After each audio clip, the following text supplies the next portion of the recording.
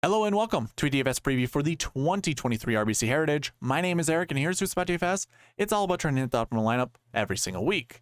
In these preview videos, I do that by targeting the stats you want to build your lineups around. So it's all about targeting the stats, not so much the golfer that you want to build your lineups around. And of course, that means taking a look at the bucket system, which if you're unfamiliar with, check the description of this video. I have a video link about the bucket system. It explains all about it. So if you're interested in that, check it out in the description of this video. I will kind of summarize it once we get to that portion of this video, but you can also check out the explanation video on it. Way more in depth than you're going to get here. But it's not just the bucket system we're going to be talking about. I'll be going over the tournament and golf course information. We'll go over past optimal and GPP winning lineups. Try to figure out, is there a salary structure you want to follow this week? We'll review the Masters, which will probably take quite a bit of time. So if you're looking at that timestamp right now and you're like, oh my God, this video is long, it's mostly due to the review of the Masters. I'm going to be going over a whole comprehensive review of that. So if you're not interested in that, I understand. I will clip out portions of this video, provide them as their own individual videos. That way, if you want to go check those things out, you certainly can. You don't have to be here for the entire long review. I'll also clip that out and that'll be its own standalone video. So really, if you want to check out this preview the entire way, more power to you. I appreciate that. But of course, then I'll have all the shortened versions of the video as well. The review is kind of to get you a little bit, I like to use the word confident, but maybe it's comfortable using the bucket system and the sweet spot process. More often than not, it's about 94% correct. I keep track of that every single week. You see that in all my preview videos. In my previews that also include the review video. So I like to be completely transparent with everyone. What I go over every preview, I also practice, especially with the strategy videos. I practice that and I'm fairly successful when it comes to this DFS golf game. So I like to show you how successful it is in the reviews and then provide you all the data and all the information you need, at least that I use when I create my lineups. And that way you can do it with your lineups as well. And hopefully we can be successful together. So we'll cover the review of the Masters. That goes into the bucket system and that'll finish out this video. One other note, I'm going to provide all my giveaways at the end of the video. So if you're interested to see if you won the giveaway or if you want basically I don't want to say rules, I forget what the word I'm looking for, prerequisites to get into the next week's giveaway, check the end of this video. I'll have everything there. I don't want to bore anyone here in the beginning portion of this. There's a couple changes throughout this video that I think you guys are going to enjoy. So again, check the giveaways at the end of the video. Just a reminder, this isn't so much a giveaway. I like to provide this. It's a cheat sheet. You can find this in the description of the video. Everything that I cover in the preview and the strategy videos, you're going to find on this sheet. So I have 4 tabs at the bottom of this spreadsheet. One's called the dream sheet. One's called the bucket system. Match play in the bracket. You can ignore those. I'm just going to keep those on for the remainder of the year until we get into, actually, you know what? I just should delete them.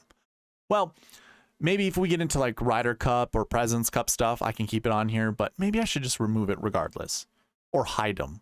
Either way, ignore those 2 tabs. So this is available to you. The cheat sheet has, again, everything that I cover in my videos. It has the dream sheet down here as well as the bucket system. So you can see the bucket system is right here. And of course, we look at the projections that I have highlighted on the screen. That helps us identify which golfers we should be picking from those buckets. And again, if you don't know what that means, check the end of this video where it says the bucket system. I have timestamps down below. Check them out. Or just check out the bucket system video because I will go over each one of these buckets individually. We'll talk about the golfers that are in those buckets and how many you should probably play or choose from to help you be successful this week. So this, again, available to you. Cheat sheet is in the description of the video or a link to it. When you're here, I just suggest going to the file menu and making a copy. That way it's yours. You don't need to if you just want to use it for the filters and stuff like that, but there's no way you can mark this up. And I don't even know if you can copy any of the data off of here. So if you're interested in like using the data to your own, you know, your own process, your own strategies, make a copy of it. File, make a copy. That way it's yours. So this is available to you. I will also have a cheat sheet out, or an optimizer out tomorrow. It's going to look a lot like this. This is the Masters. I've updated with the DraftKings points. This is how I figure out what the optimal lineup is every single week and what the sweet spot optimal is. So we'll go over this as well. I don't update this until Tuesday after the tee times. So if you do want access to the optimizer for the RBC Heritage, email me at sweetspotdfs@gmail.com. But more importantly, be subscribed and comment down below. I like to reward those that participate on the channel. And I spent hours upon hours building this. I don't like to give it away just for free, especially if you're not supporting the channel. So you do want access to this for the RBC Heritage, let me know. Again, be subscribed, comment down below, and email me again, sweetspotdfs@gmail.com. But anyways, I wait until the tee times come up because I include that in my optimizer and I build around it. There's conditionals in here that back up. There are conditionals in here that run the optimizer based off the tee times. So again, this is available to you as well. Okay. Once again, giveaways at the end of the video. Let's go ahead and get in this. And the first segment we're going to talk about is course and tournament information. I'm going to bring back the tournament fact sheets when it comes to this kind of course and tournament information. I used to provide graphics. That just takes too much time. One thing I want you to know, like when I come here and I look at this, we can look at the stimp meter all we want to see how fast the greens are. If we know that the greens aren't very undulating, the stimp meter doesn't really matter. 11.5 is pretty slow on the PGA Tour. One thing I like to look at is turf grass. Mostly when it comes to greens, but honestly, this is awesome. Collars, this is around the green. So it's like you're basically, well, it's that little outer ring of a green is what your collar is. We call this fringe most of the time. But it's good to know that information. Like if this was Bermuda somehow, it never would be, but if it was Bermuda and then this would be Poa Trivialis, that would be that'd be interesting. And you would want to know that because you'd be looking at your around the green stats, especially if the collars match the rough. And if they did match the rough and say it was Bermuda, then you would want to look at a different grass stat when it comes to around the green. But we have Poa Trivialis greens, the collars, which again is the fringe. Pretty, I mean, any overseeded golf course you want to look at, like on tour, you could use. And you would, when it comes to grass stats, you'd be just fine doing that. So when I go through these things, I want you to know these are all data points. Just keep that in mind. They're all data points. And one data point is putting on this grass, Poa Trivialis overseed.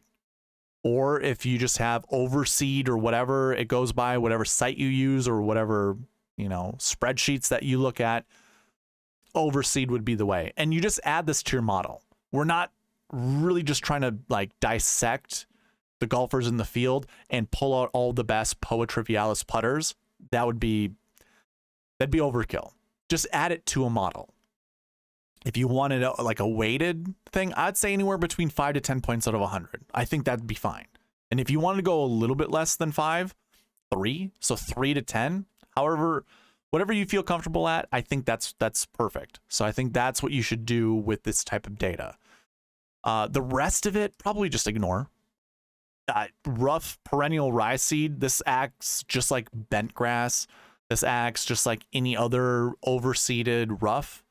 So you could use that as your approach and around the green stats, and then you also get that in the fairways. So it really, to me, it doesn't really matter. I don't think you add any of this to your modeling for approach stats, for around the green stats. Just add it for putting. So that's one data point. Another data point, Pete Dye golf course. That's a big thing. Pete Dye creates golf courses unique. I wouldn't say every single Pete Dye golf course is the same. Like, you're never going to get the same layout but you're going to get the same trickery. You know, everyone talks about sight lines and stuff like that that Pete Dye uses. It's very strategic. And I think the Players Championship was one of the greatest things I'd listened to, the broadcast, I should say, when they were talking about Pete Dye. It wasn't the broadcast, it was the PGA Tour radio. I think it was Craig Stadler was talking about how, or maybe it was Steve Elkington, I can't remember, but either or. He's talking about Pete Dye wants to reward those people that basically fight playing safe. So basically you want to be aggressive on Pete Dye golf course. It's going to reward you, but that also requires your game to be on point. And this golf course, RBC Heritage, is all about angles. So the more aggressive you can be playing those angles, the better success you're going to have at this golf course.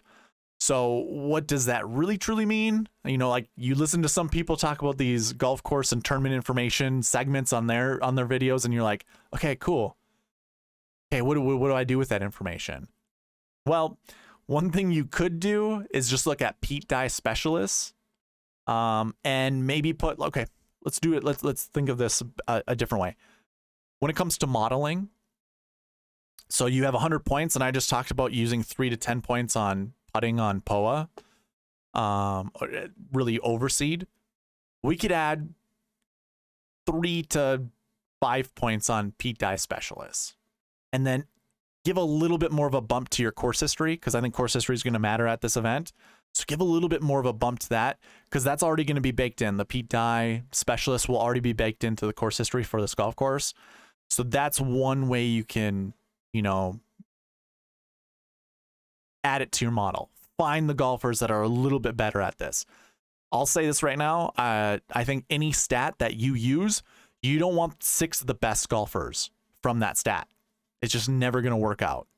I've paid attention. I've recorded it. I've analyzed it long enough to know that the 6 best golfers in a stat category are never in the optimal lineup. They're never in the GPP winning lineup.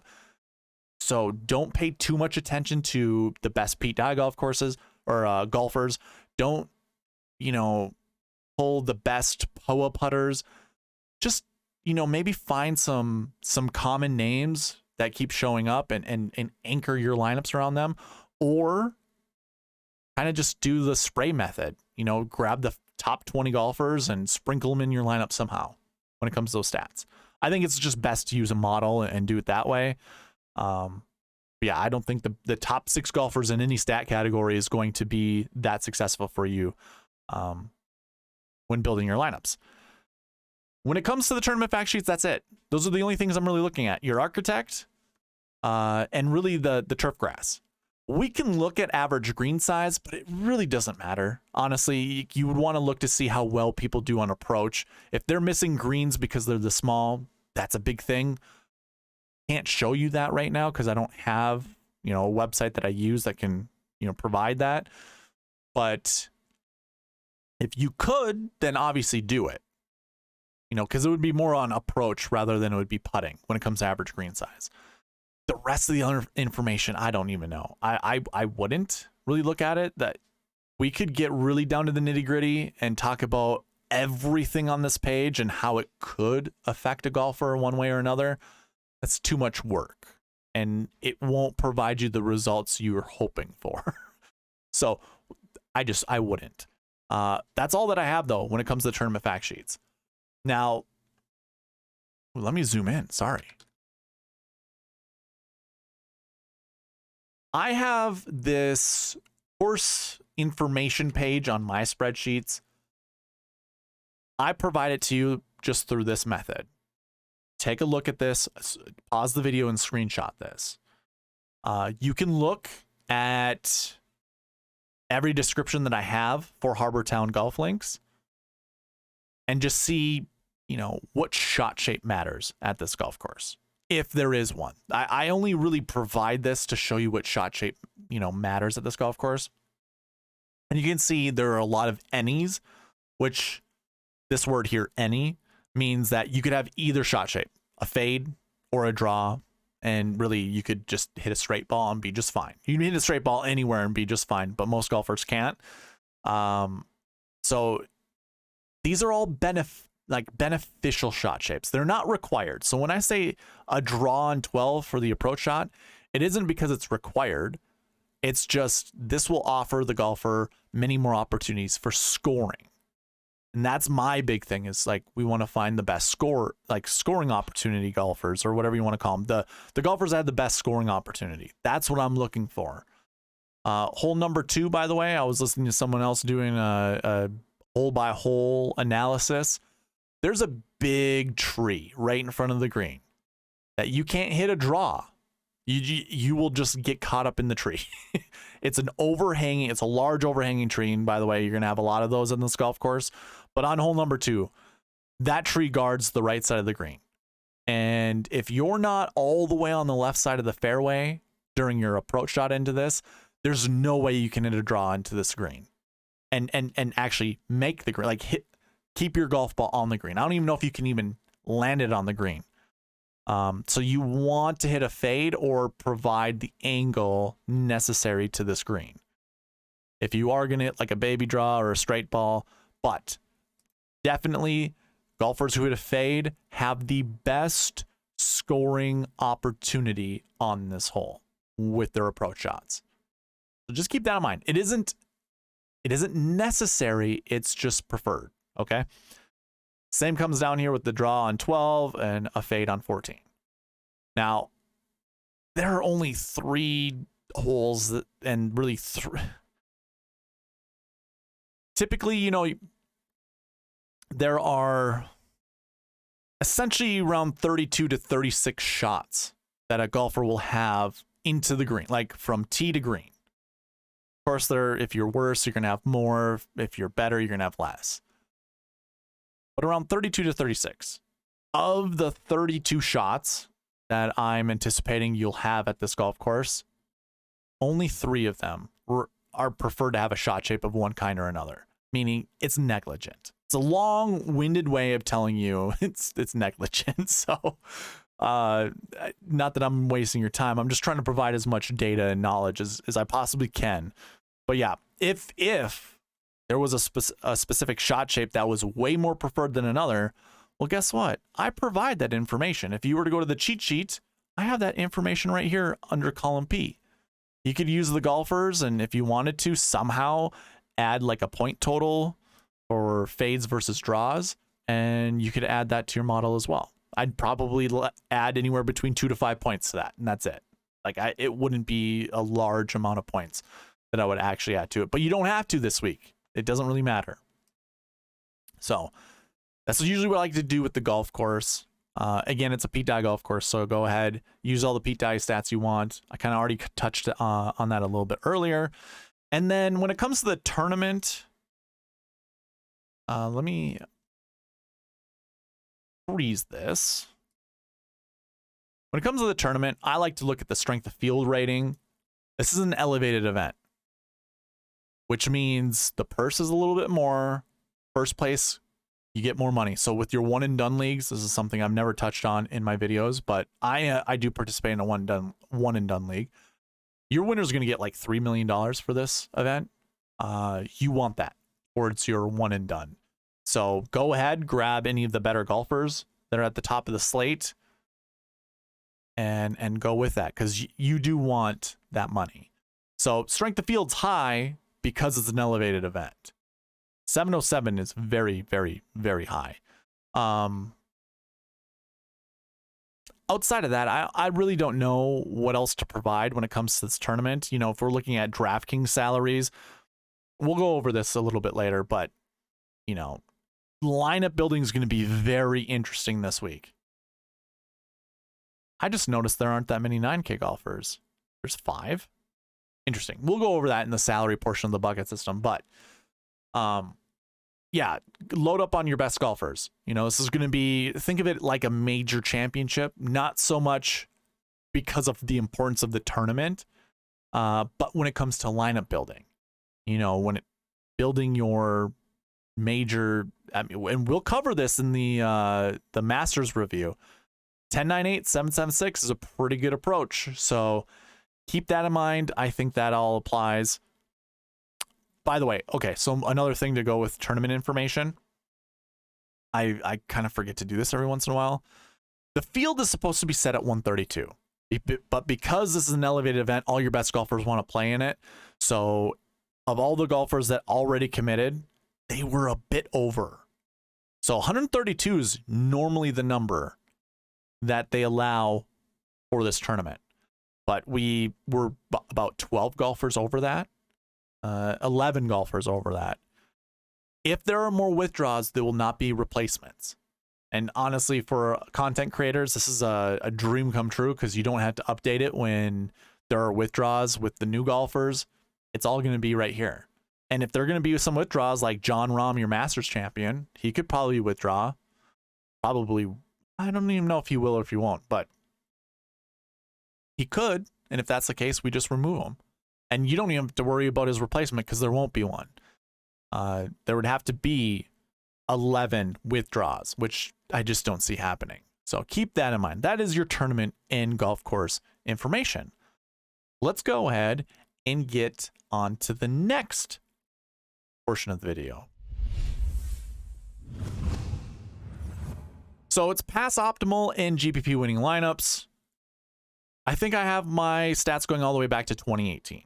So during this segment, I'm going to be reviewing each GPP winning lineup versus the optimal. And if I have a sweet spot optimal or a realistic lineup, realistic optimal, I'll also include that information in here as well, just to give you an idea of the different types of lineup builds you could do this week.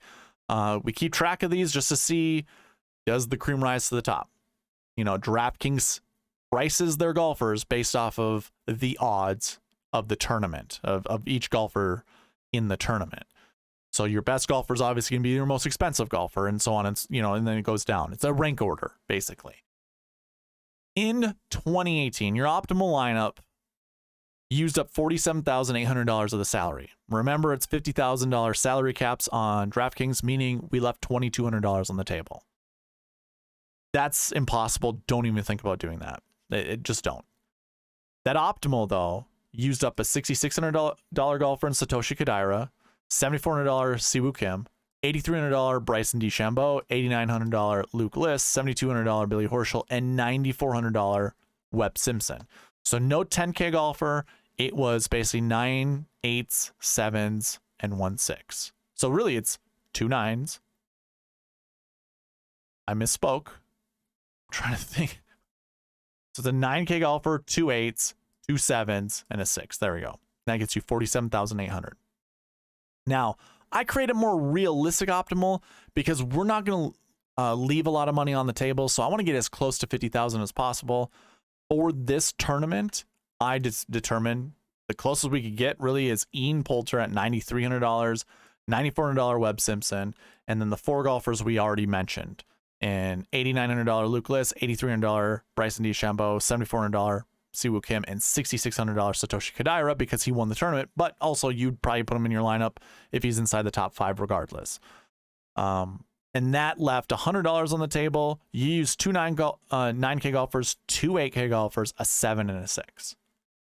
So this could be a week where my buddy Chad Eckert will pepper the 8K range and be successful, because it looks like, having some 8K golfers or just a balanced lineup would be great just looking at 2018, but there are more years to look at. So let's not get ahead of ourselves. 2019, your optimal lineup again left a ton of money on the table, leaving $3,000 on the table this week, or that year. Sorry, 2019. That's impossible. Just don't do that. That just bad advice. The optimal did use a 10K golfer, believe it or not, and a 9K golfer, but it was surrounded by 3 6K golfers and a 7K. So just to recap, that's 10, 9, 7, 3 6s. Insane. Like, that's difficult to do. Now, a more realistic lineup was just substituting one of those 6K golfers for an 8K golfer, and then you got a realistic lineup that used up $49,100. That might be a bit challenging. I mean, look at how many 6K golfers were inside this top 10. 1, 2, 3, 4, 5, 6, 7, 8, 9, 10, 11. 11 6K golfers inside the top 10 in 2019. Now, before you get ahead of yourselves and just think you need a 6K golfer, just remember the RBC Heritage usually doesn't have as strong a field as it does this year. In 2019, your top price guy was actually Dustin Johnson, who isn't necessarily a good course fit for this golf course. You know, it's best to be methodical, be good on approach. Dustin bludgeons the golf ball. He hits it super far. But then we have Francesco Molinari, who was just underneath him, would be a golfer we would think fits this mold. Xander and then Bryson, which I can't. Bryson in 2019 wasn't really hulking up and trying to, you know, bash this golf course to death like he ended up doing later on. All of that's really interesting because we do have 5 10K golfers this week, and we had 5 10K golfers in 2019. Not quite the same caliber, but it's hard to argue at that time that DJ wasn't an elite golfer. Maybe not so much Francesco. Xander was still pretty good at that. I mean, he's good right now, but he was good in 2019. Bryson, pretty much the same thing. So it's super interesting. That's all I'm trying to say here. This actually, in comparison to this year, this is a good like A team versus B team type of scenario where you would imagine some of these golfers were going to be good at this event. So I don't know. I'm not going to get ahead of myself and say it's a good comparison, but interesting again, nonetheless. And again, it follows the Masters. So how many of the high price guys are really going to be all in it? Hard to say. It's an elevated event. So again, take it with a grain of salt. In 2020, it's difficult. So in 2020, we had one tournament that preceded the Heritage. Remember, this was coming back from COVID. So all of these tournaments that I have here, they were past, a month, past 2 months from playing this event or, any of these weeks. So I don't include them in recent form, and that's why I hid them. That's why you see all this other noise on the screen.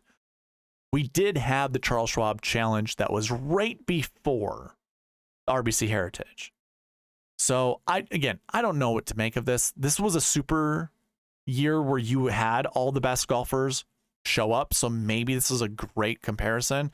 But when it comes to like recent form or, last week stats, last year I still would use, but I'm not sure about last week. And again, this was also played during a different time of the year where actually the Bermuda came through. So more wrinkles to add to, trying to get down to what kind of comparison can you get from this. But again, in 2020, we had kind of the same field we have this year. Do I actually have strength of field points calculated? Probably not, I'm guessing. I don't. Okay, that's a bummer. It'd have been nice to kind of do a one for one, comparison, but I don't have it. You can see Rory, JT, DeChambeau, Rahm, Xander, Morikawa, Matsuyama, Rose, like a lot of good golfers came over here. We had Brooks, Jordan Spieth, Dustin Johnson. There were a lot of good names in 2020. Now, of course, this is coming right back from COVID. So how much of this data can you actually use? Your optimal lineup only left. Let me go ahead and remove this. I just wanted to show you the golfers. Your optimal lineup left $100 on the table, and it used a $9,000 Webb Simpson, $8,900 Daniel Berger. By the way, Webb Simpson, obviously the best course fit, or when it comes to course history, he was the golfer you wanted to choose. Him and Daniel Berger. So just remember, in 2020, these were popular names. Actually, if I were to show you the ownership percentages, I'm sure we probably see that. Maybe? Yeah. Webb Simpson, 27% owned. Yeah. Everyone knew that this was a Webb golf course. And really your ownerships up top it was pretty high and pretty heavy. So just throwing that in there just to provide that information. But your optimal line started with a 9K, 9,000 flat, $8,900 Daniel Berger, $8,000 Tyrrell Hatton, $8,000 Abraham Ancer, $7,400 Joaquin Niemann, and an $8,600 Brooks Koepka. Again, Chad's going to love this because this is 4 8K golfers. When do you ever see 4 8K golfers in an optimal lineup or even in a GPP winning lineup? Because that's exactly what the Millie Maker had. So the Millie Maker actually matched the optimal lineup. That also never really happens. So 2020 was interesting, and it could be a good precursor or whatever you want to call it to this year. Might be. I don't know. We'll have to keep kind of thinking about that, going through all of this and thinking about it. In 2021, your optimal left $3,900 on the table. So we're seeing a big trend here, leaving a lot of money on the table, which again, I strongly advocate against. Don't do that. But your optimal that year started with a $9,300 Corey Connors, $9,100 Matt Fitzpatrick, $7,300 Emiliano Grillo, $7,000 Harold Varner III, and then two $6,700 golfers in Stuart Sink and Maverick McNeely. Again, leaving $3,900 on the table. Your GPP winning lineup started with a 10K golfer in Cam Smith, $8,500 Shane Lowry, $9,100 Matt Fitzpatrick, $7,300 Emiliano Grillo, $6,700 Stuart Sink, and $8,200 Billy Horschel. So that started 10-9, 8-8, 7-6. I always advocate for the 10-9-8, 7-7-6 approach. This one substituted one of those 7K golfers up to an 8K golfer, still kept it under the salary cap, actually right at the salary cap, leaving no money on the table, and obviously taking down a Now, to me, a more realistic optimal, you don't want to leave $3,900 on the table. So one that gets really close to 50,000, using up 50,000, and being the highest scoring total would be using Cam Smith at 10,200, $9,300 Corey Connors, $9,100 Matt Fitzpatrick, two low sevens, and then the 6K. So that is another way you could build lineups. We basically substitute the 8K up to a 9K, and that's how we get this realistic optimal. So we're seeing a bunch of different types of lineup builds so far. It is definitely favoring more of a balanced build at this event. Definitely the lower 10K golfers showing up a lot, like flat 10,000. So you can see that even in 2022. 2021, it was 10,200 for your $10,000 golfer. There was not a $10,000 golfer in the optimal or GPP winning lineup in 2020, but you have JT down here at 10,900. You also have DeChambeau at 10,700. They weren't the most expensive 10K golfers that week. In 2019, flat $10,000 Matt Kuchar. He was also not the most expensive 10K golfer. You had Dustin Johnson down here at 11,600. And then in 2018, we don't have a 10K golfer, but it looks like pricing was a bit different. DJ at 12,000, Kuchar down here at 10.8. So you can still get a 10K golfer inside the top 20. Of course, we're looking for top 10s when you do choose a 10K golfer. So I think starting with the 10K golfer is still the way to go. I mean, I think it's still worth it to start with a 10K golfer and go from there. But it is proving that a more balanced lineup build is a bit more successful at this event. In 2022, your optimal started with $10,000 Patrick Cantlay, $9,200 Jordan Spieth, $8,500 Harold Varner III, Cam Young at $7,500, $7,800 Matt Kuchar, and a $6,600 JT Poston. What kind of build is this? The 10-9-8-7-7-6 special. Again, I think it's the best way to start. Start out that way. Build your one lineup that way, your three lineups that way, your 10 lineups, 100 lineups. You're going to have success more often than you're not. I think it's probably the best way to go this week. Although, again, kind of being more balanced seems a bit more beneficial.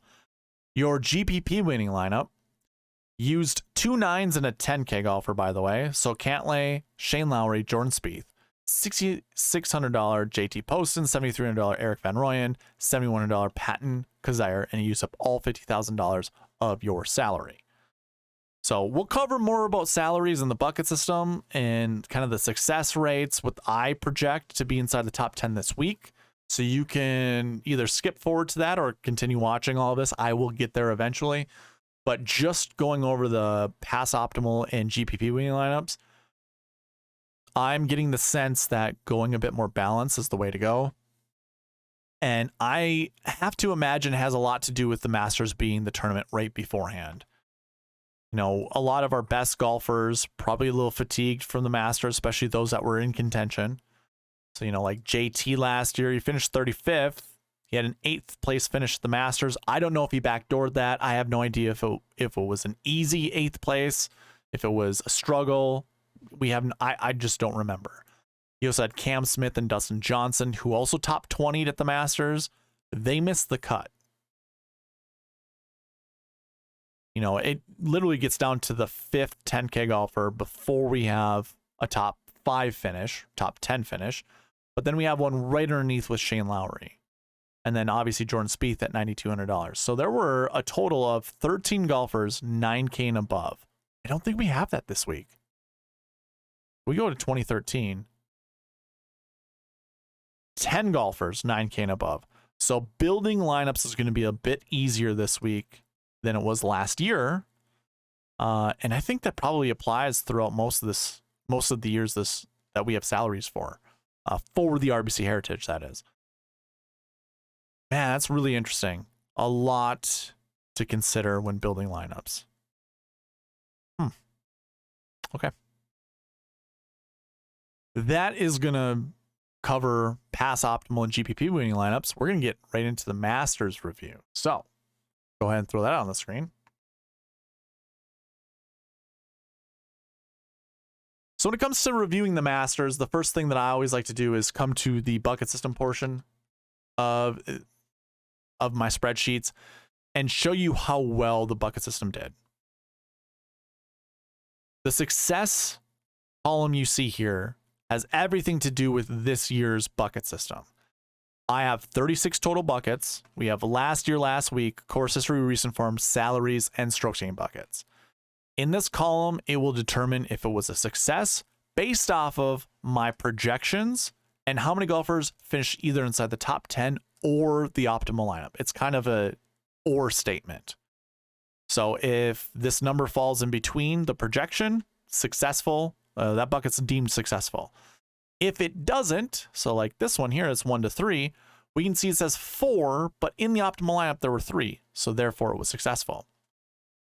And that's kind of how all of this is being portrayed on the screen. There are some things we have to consider, some things to talk about. So when I look at this recent form 6 bucket, which I'm going to talk about here because there's a lot of live golfers in this bucket. This projection says 0 to 1. Now, it is one of my rules that you always want a 2-point buffer. And since we can't go lower than 0, then we have to increase the max projection up to 2.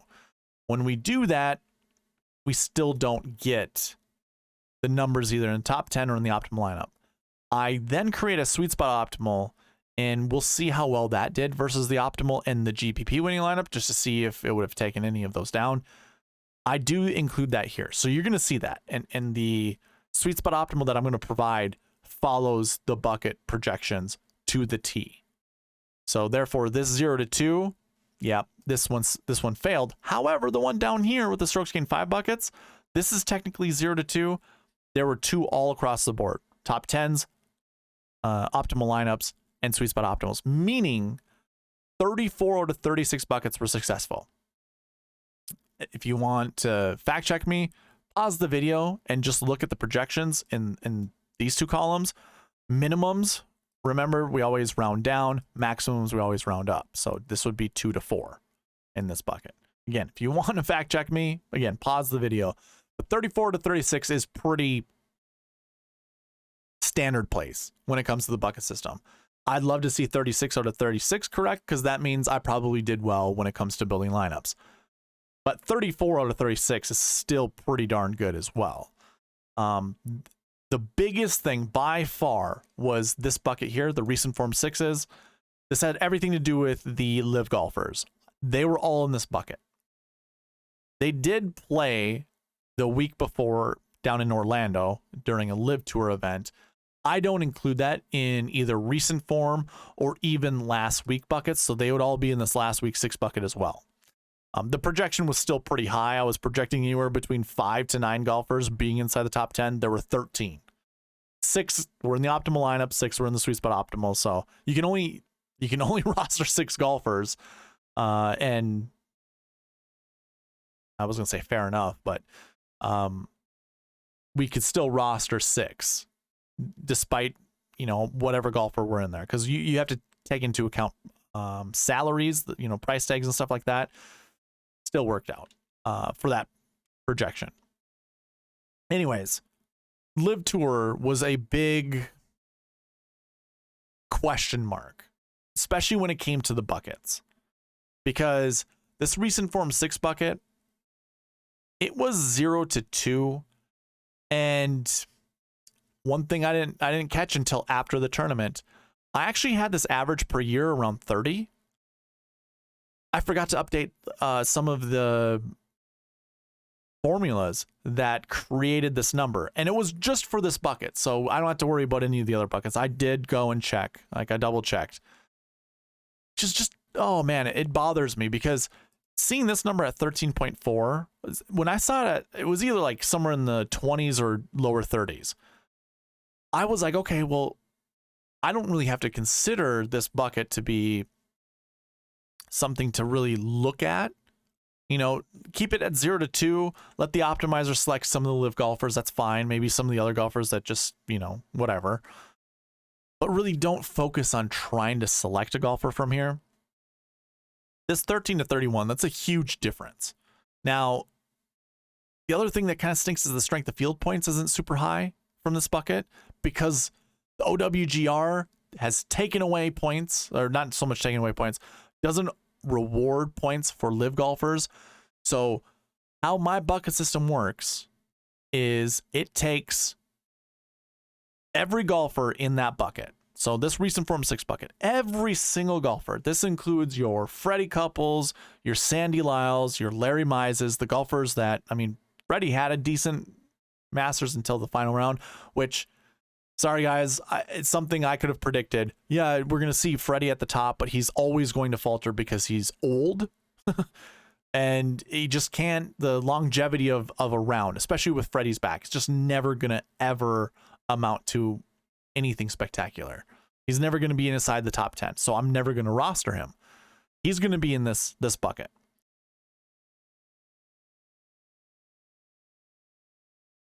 Where was I going with that? So recent form 6s, those are all the golfers that typically would be in this bucket. There's a very low 6. Okay, I remember what I was saying. You take all of those golfers, every single one, amateurs that haven't played a PGA Tour event in the last 7 weeks, senior tour golfers who also have not played a PGA Tour event in the last, 7 weeks, 8 weeks. You put all of those golfers in, or all of them, you pool them all together, and we figure out what is their percentage of finishing inside the top 10. It was 1.49%. Now, I have a safeguard against this. So yeah, 1.49, not super great. Like, my projections use this number. They also use how many golfers are in that bucket. Well, even 31 times 1.59, not going to be a high projection. Just won't be. But I use the strength of field points to also try to boost up the projections. Like, if it had a ton of good golfers in this bucket, this projection would get boosted up. But because it's Live Tour, it doesn't. And that's where the whole issue lied for me. Is the only reason this bucket isn't successful is because it's a Live Tour bucket, which is kind of frustrating, because 3 golfers were in the optimal lineup from Live, and I would never have played more than 2, meaning I was never getting to the optimal lineup. I'm not blaming the bucket system. I'm not blaming myself, because it's an anomaly. Unfortunately, it's worth $1 million, if you play in the Millie Maker. And that's the thing that's kind of bothersome, because nothing is going, like, you can't really incorporate anything that goes with Live Tour with this event. So this is kind of a new year of data recording, recording the data for this year. We're going to know what this is going to be like for the years to come. So, hey, the Live Tour still has golfers on it that are pretty good at golf. They can come here and perform against the PGA Tour. It sucks. Like, it sucks I didn't have the foresight to kind of think about this. I mean, Brooks, let's go ahead and look at the optimal versus the GPP. Brooks was in the optimal lineup. He was also in the Millie Maker lineup. He was in every, he was not in the Sweet Spot optimal, but he was in basically every optimal lineup or GPP winning lineup that you could possibly have. That's cool. There's definitely a one-off that we can add Brooks to, but are we also then adding Phil Mickelson to that mix? That's now 2 live golfers. He's in the optimal, he's in the Sweet Spot optimal, and he's in the second Sweet Spot optimal. He's not in the Millie Maker lineup, but he is in all of the optimal lineups that I have, and I'll explain what these are. That's 2. Surely we can't have more than 2 live golfers in there. Yeah, no, we can, because it's Patrick Reed. So 3 live golfers inside the top 4. I have nothing against Live Tour. I have nothing against the, performance. It was a big what if. And it was a what if that I used my bucket system to the exact T. 0 to 2. That's as much, that's all I'm grabbing from Live. Is 2 golfers at most. And other really crappy thing about this is if I were to go back, if I were to go and check this out, Brooks, Phil, and Patrick Reed are outside the top 50 of my model because my model brings in a ton of stats from the PGA Tour. So that's just another thing that I kind of have to complain about. Again, you need the foresight in order to see that, or just, if you were going to include 2 golfers from Live Tour or even 3 golfers from Live Tour, it was probably based off of an agenda, not so much an agenda. Can't think of the word I'm looking for, but it was a conscious thought that you're like, I'm going to play 3 live golfers no matter what. And then that's how you get there, because there's no modeling outside of course history, by the way. Each 3 of these golfers, look at this. 34 was Brooks' average finishing position. Same with Phil, and Patrick Reed was very close behind it. So we could use the course history angle. Probably should have. We should have weighed course history way more, and that's how we get some of these live golfers up, especially the ones that did well. So I don't know. I don't want to beat myself up over it, but it is one of those things that, if I or any of you are investing your money into selecting the right golfers, I pride myself on figuring out who the top 10 golfers are going to be, or at least their stat profiles that are going to be inside the top 10. I couldn't get there this week.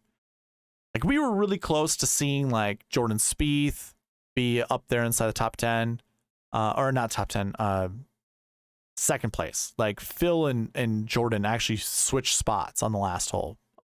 I think Jordan bogeyed it and then Phil birdied it, or Jordan parred it and Phil. I think Jordan bogeyed it actually. So I think it was like a 2-shot swing, and so they flipped positions basically. Trying to think, when it comes to the Masters, it was wonderful to watch. The weather delays kind of sucked. That wasn't super great. Rahm was one of those golfers. I told you I was going to go 30-30-30, like 30% on each 10K golfer. I think I got to 24% on Jon Rahm. I put a little bit extra into Rory McIlroy, who ended up missing the cut. So just how it goes sometimes. But I think the most surprising thing to me, because I obviously I'm here talking about the optimal lineup. I'm trying to hit the optimal lineup. The most surprising thing to me is having 3 live golfers in the optimal lineup. I really don't necessarily care how many were inside the top 5, inside the top 10. It's all about the optimal lineup. So that's crazy. A good story was Sam Bennett, $6,200 amateur. Told you not to play him because there really has never been an amateur to finish inside the top 10 over the last 10 years. So why start now? I mean, like, it's funny, like, no one actually reached out to me to say, well, I think this is the year it's going to happen, but you could have. After 3 rounds, he was 4th place. Well, 2.5, he was 4th place. So yeah, interesting. Your optimal lineup, by the way, just to go over those golfers. It left $1,200 on the table, and it's all these little black tick marks. It says top 6 golfers: Rahm, Koepka, Mickelson, Spieth, Reed, and Henley.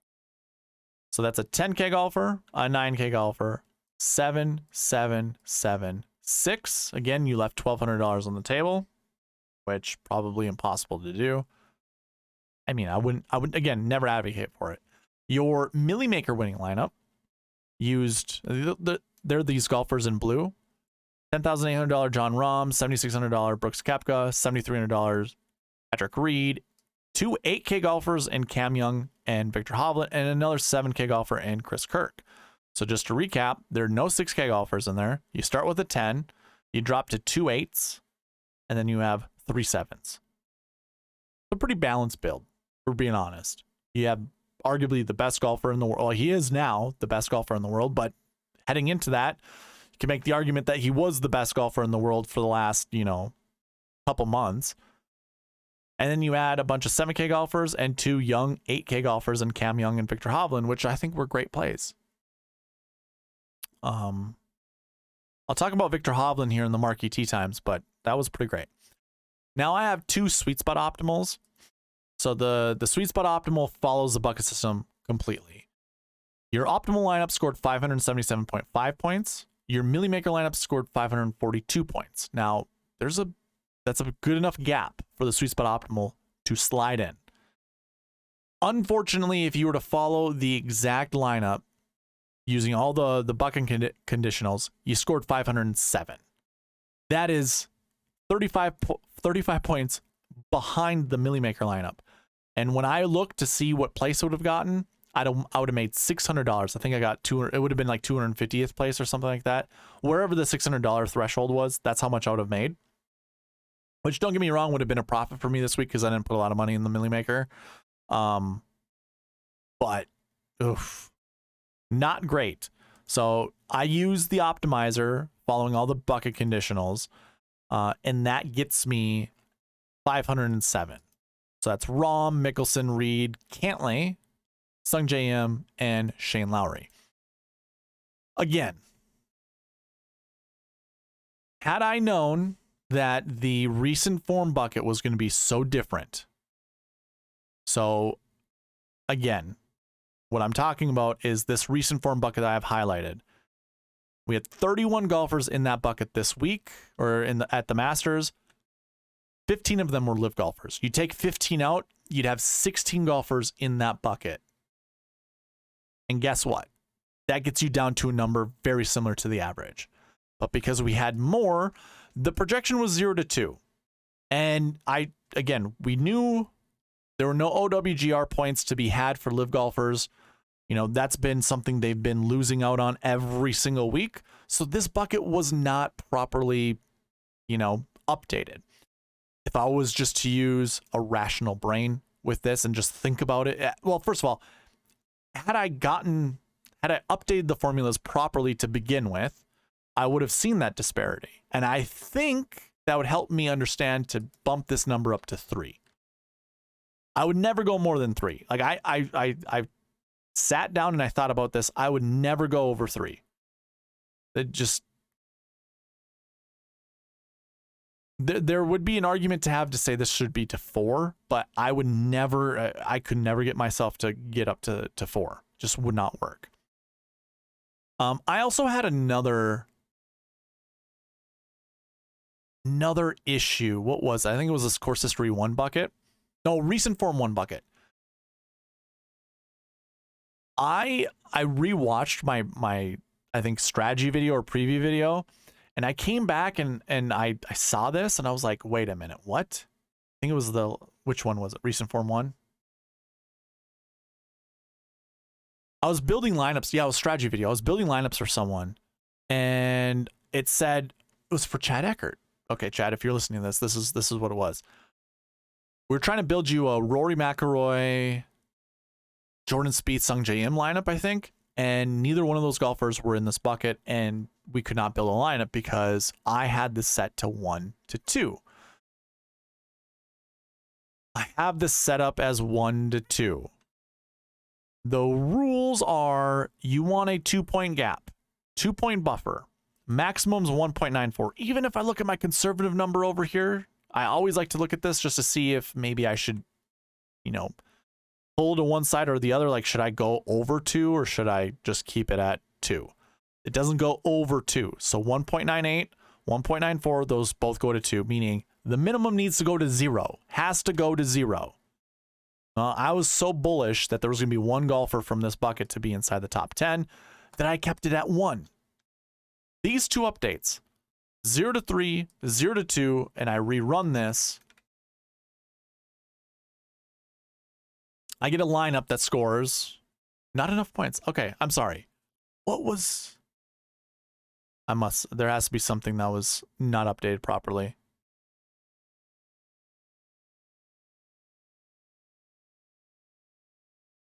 I had this set up already.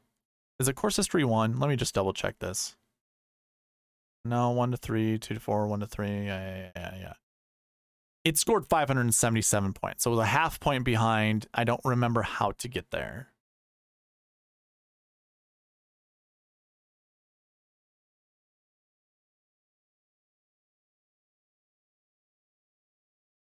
Okay. Well, I'm not going to sit here in silence and not remember what it was. This one scores 533. That still doesn't take down a GPP, but it gets really close. Here, let me actually save these over here. Let me rerun it to see. No, I shouldn't do it that way.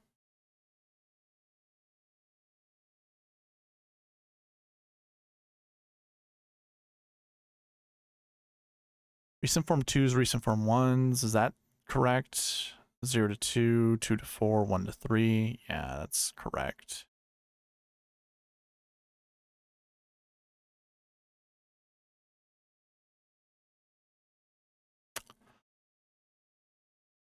I don't remember which one it is.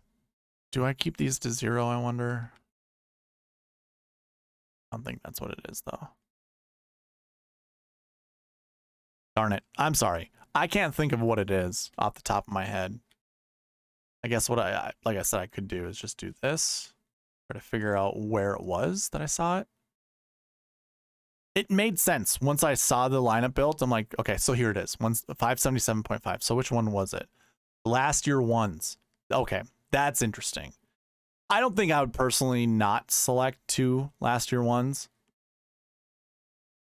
That'd be difficult, but that was something to look at. So last year ones, there were technically 3 golfers from this bucket inside the top 10, but none of them were in the optimal lineup or even in the sweet spot optimal.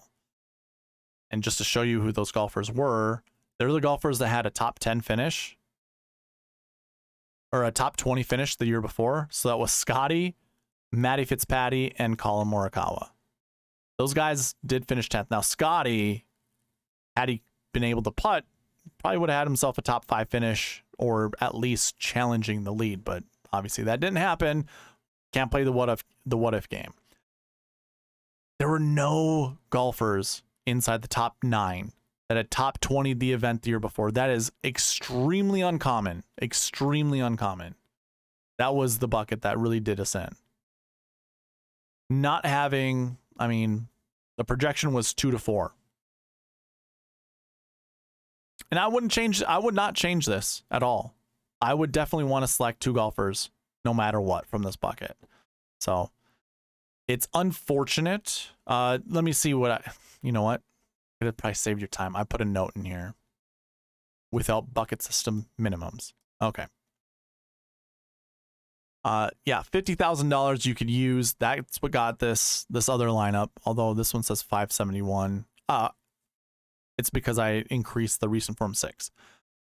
I'm all over the place for you guys. If you're following along, wonderful. If not, I apologize. But yeah, you use up all $50,000, and it was Rahm, Brooks, Phil Spieth, Henley, and Victor Hovland.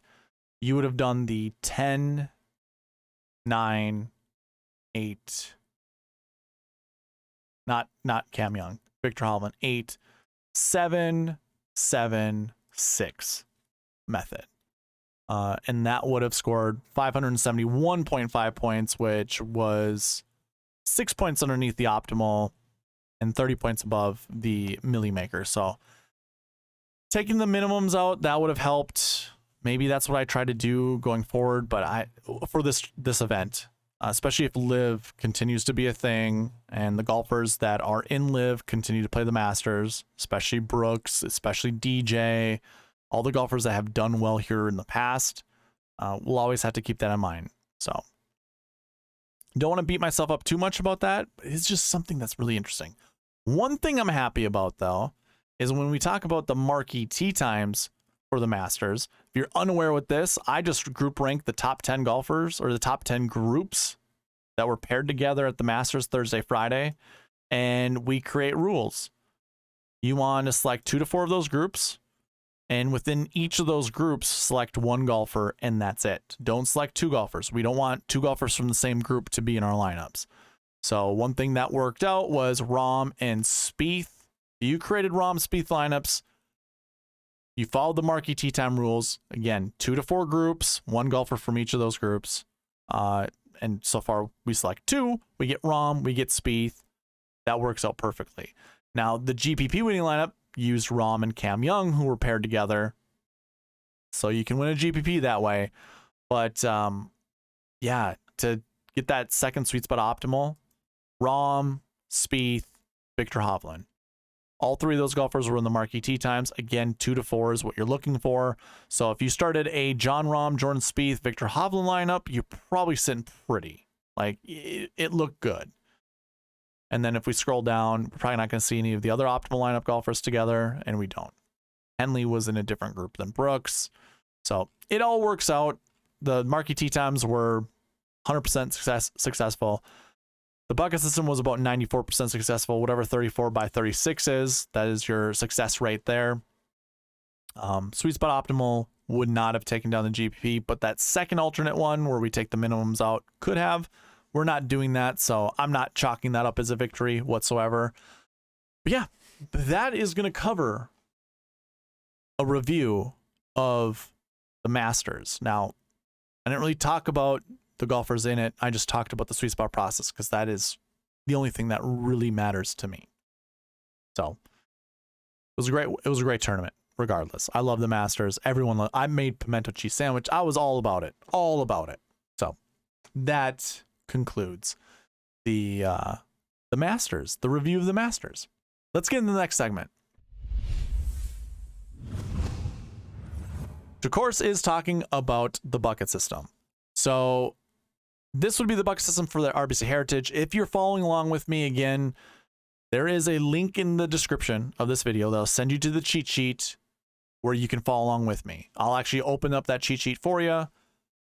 Go down to the bucket system, go up to the filter and add the bucket system filter. That way you can follow along with me. I'm going to do this exactly the way I do it every single week. We're going to go ahead, unselect, or I should say clear everyone out of the stat filter, and then just select last year. We're going to talk about the last year buckets. So this is determining, does playing last year matter at this event, and what place matters. Which golfer should we select based off their finishing position from last year? I'm going to go ahead and just fire through the projections, and then we're going to talk about each of these buckets individually. Your last year 1 bucket, we want 1 to 3. Those are golfers who top 20 this event last year. This, again, is taking into account how many golfers in that bucket this year, the strength of field points, and the success rate. So with that, 1 to 3 is our projection. Last year, 2 is that 20 to 40 range. So whoever finished 20th to 40th place at this event last year is in this bucket. We want somewhere between 0 to 2 golfers. Normally we see 13. We have 13 this week. Pretty high strength of field, 14% of the points go there, and a decent success rate. So 0 to 2, I'm pretty confident with that. Even my conservative projection over here is pretty good with that too. Last year threes, not super high. We have 15 golfers in that bucket this week. Normally we see around 14. 0 to 2 is the projection. Remember, we're always rounding up with this number. We're always rounding down with this number, and we want a 2-point buffer between them. Since we can't go lower than 0, we got to bump our max projection up to 2. So 0 to 2 is the actual projection for this bucket. Again, 15 golfers in it. 0 to 2 for last year 4 buckets. That's that 60 to 80 range. It's kind of a dead range normally. I could be just fine with not playing a single golfer from this bucket ever. And it doesn't matter what tournament it is. Just never shows up that well. So 0 to 2, technically, there are 3 golfers in that bucket, but keep it at 0 to 1. And then golfers who missed the cut at this event.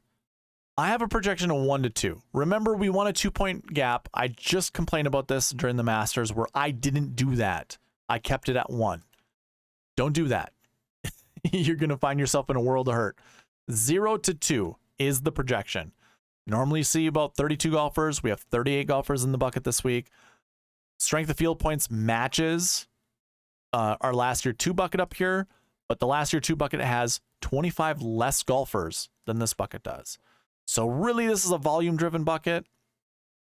That's where the projection is as high as it is, it's 1 to 2, but really technically 0 to 2. I don't mind playing someone from here, and we'll talk about some of the golfers here just shortly. And then last year 6s. This is golfers who did not play this event last year. We're going to have some pretty darn good golfers in this bucket. We normally see 47. We have 57. A lot of golfers who are good normally don't play this event, but because it's an elevated event, we're going to see more of those golfers here. 336 strength of field points go towards it. That's nearly 50% of the field for strength of field points. Not a super high success rate, but with those numbers, with volume, with strength of field points, it's going to bump this projection up. So 2 to 5 is the actual projection.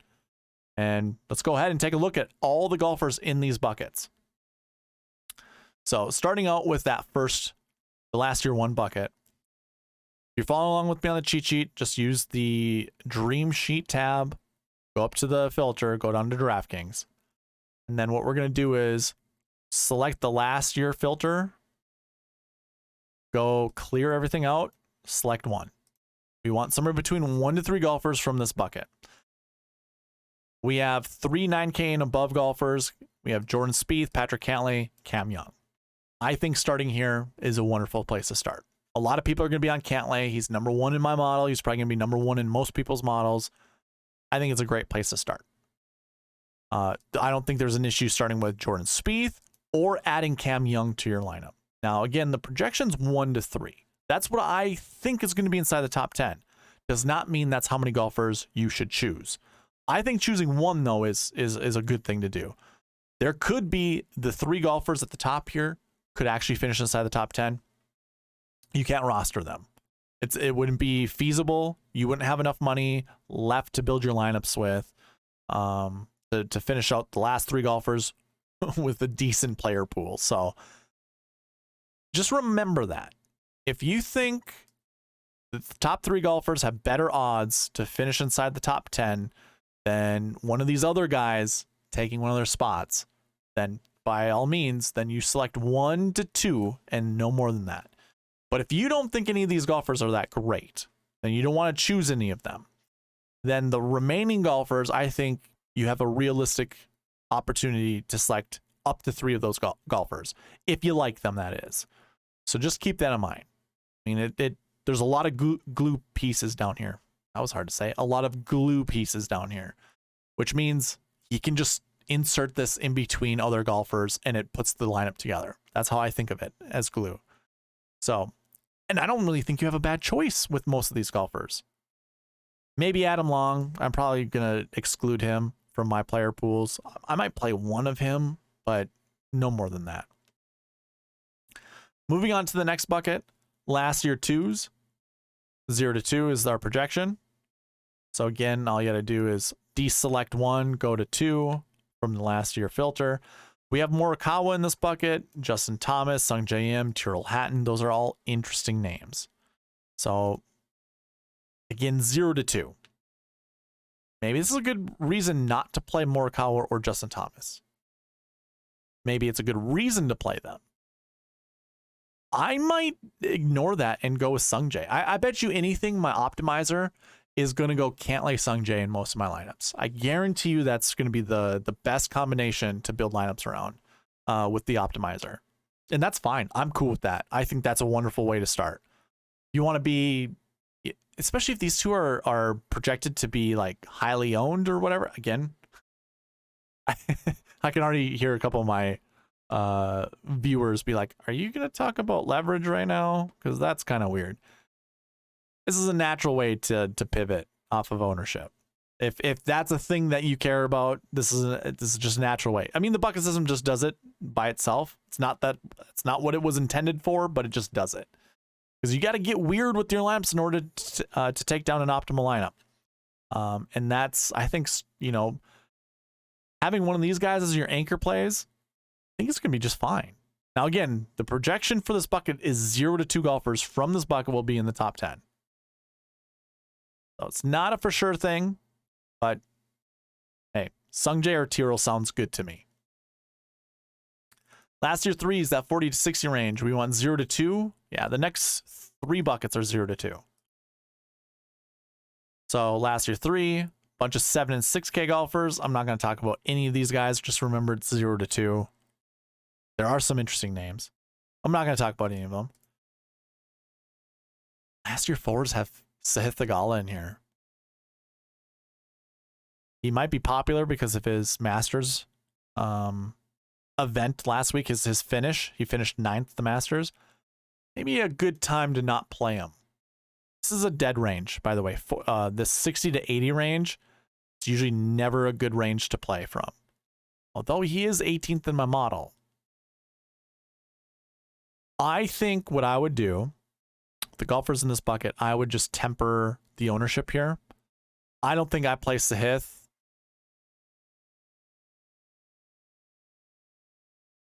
I probably don't play him in more than 10% of my lineups. I think that's where I cap it at. I do not want to see more than 10%. And really, maybe it's less than that. I don't know yet. I have to figure it out. 3 golfers in this bucket. Yeah. I said when we were going over it, maybe just 1. I think that'd be fine. Last year 5s, your missed cuts. This is a 0 to 2 bucket, by the way. 0 to 2. There are a lot of golfers in this bucket. A lot of them you probably just write off, and there's a lot of 6K golfers in here too. I think this is wonderful because this is what I like about the bucket system. It's telling you 0 to 2. Just to go over this again, technically it's 1 to 2, but there's nothing indicating, even with how many golfers are in this bucket, that you want more than 2 golfers from this bucket in your lineups. A lot of really good names. Steven Yeager, Davis Riley, K.H. Lee, Tom Hoagie, Chris Kirk, Ricky Fowler, Russell Henley, and Matt Fitzpatrick. Can there be mold breakers? Yes, there can. This bucket can fail. We can have more golfers from this bucket inside the top 10 than what I have projected, but I don't see a need to play any of these guys. Like, I'd probably just ignore that because the next bucket, the last year 6s that did not plays, the projections 2 to 5, there are some meaty golfers in this bucket. Starts with John Rahm, Scotty Scheffler, Victor Holland, Tony Finau, Xander Schauffele, Max Homa, Sam Burns, Tom Kim. Lots of good golfers in this bucket. Pretty easy to start here and go to the other ones. That last one we just looked at with the missed cuts and stuff, maybe not the best one to do. So I think keep all of that in mind. A lot of good names. Again, there's even Adam Scott at $7,400. I think that's egregiously mispriced. Not egregiously, but it's pretty darn close. $7,400, pretty good. And again, the projection of this bucket is 2 to 5. That's to finish inside the top 10. So if you needed reasons to play any of these top guys more than you already do, I'm giving you some more. Let's move on to the next bucket. So again, if you're following along with me, just remove last year and go down to last week. And we're going to start at the top. So did it matter playing at the Masters? Like, what type of success can we try to predict from golfers playing for the Masters here at RBC Heritage? That's what this bucket's going to tell us. Well, if you top 20 at this at the Masters, it's a pretty good indicator of success at this event. I'm projecting anywhere between 1 to 4 golfers from the top 20s of the Masters to finish inside the top 10 of this event. So let me repeat that. I think 1 to 4 golfers who top 20 at the Masters last week will be inside the top 10 this week. Those that finished 20th to 40th place at the Masters, 0 to 2. Good likelihood that at least one golfer will be inside the top 10, but 0 to 2.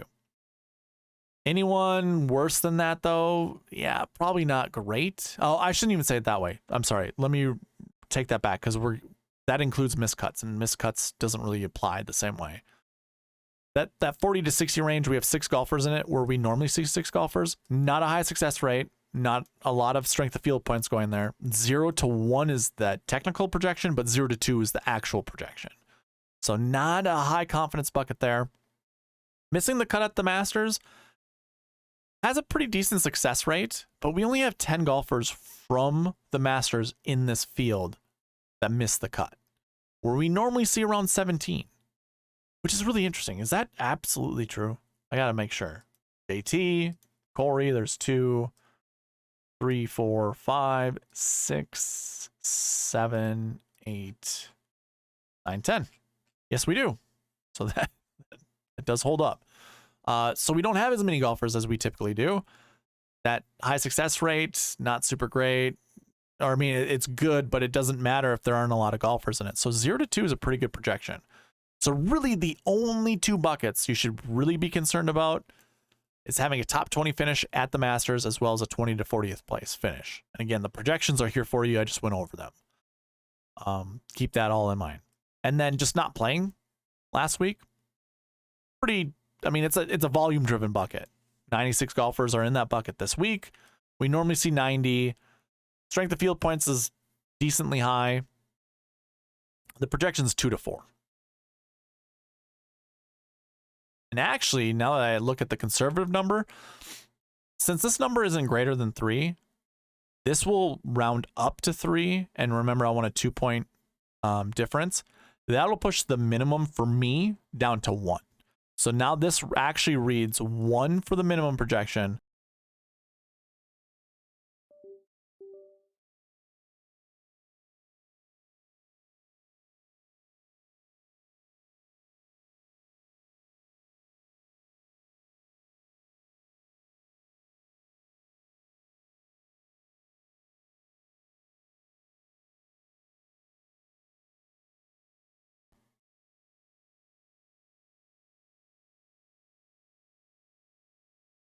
Check, check, check.